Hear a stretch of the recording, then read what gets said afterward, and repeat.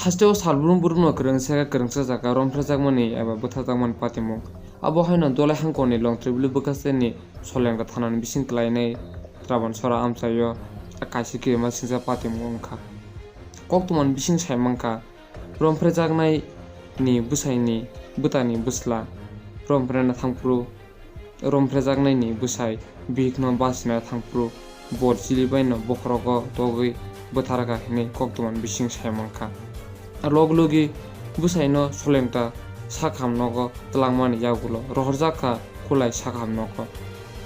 paithogo doctor thika hinai sayerika nukmi borokno loglogi koktoma mankeno thangai sogika TRIPURA mothani dolai chunal chairman Portus Deborma tei vice president Premlal Molsom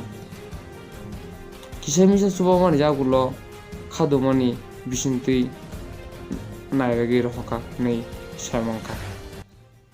birirpur chini koktoma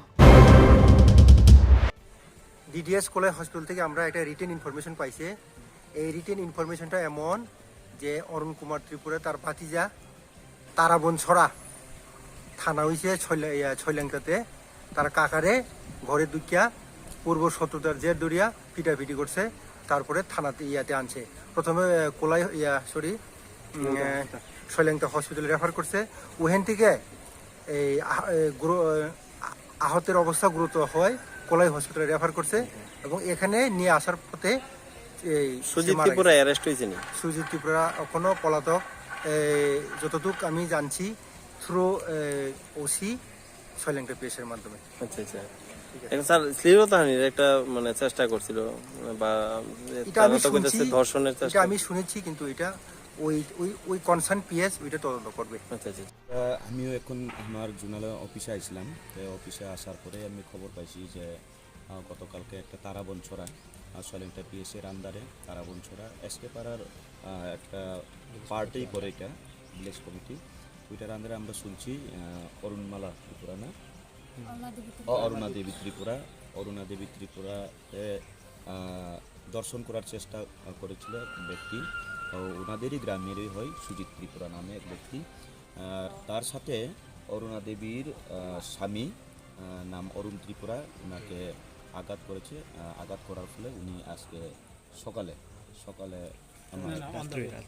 রাত্রেই মারা গেছে না মারা যাওয়া ইয়ার মাধ্যমে আমি সবার কাছে অনুরোধ রাখতে চাই এই সব নরপিশাচ লোকদেরকে আমরা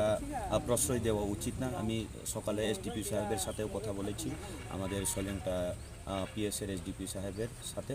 যাহাতে সেই ব্যক্তিকে যে খুনি এবং দর্শনকারী তাকে গুরুতর শাস্তি যাহাতে দেওয়া হয় তার জন্য আর গ্রামবাসীদের কাছেও আমি অনুরোধ রাখবো সেই ব্যক্তিকে যাহাতে পাকড়াও করে পিএসের হাতে প্রশাসনের হাতে তুলে দেয়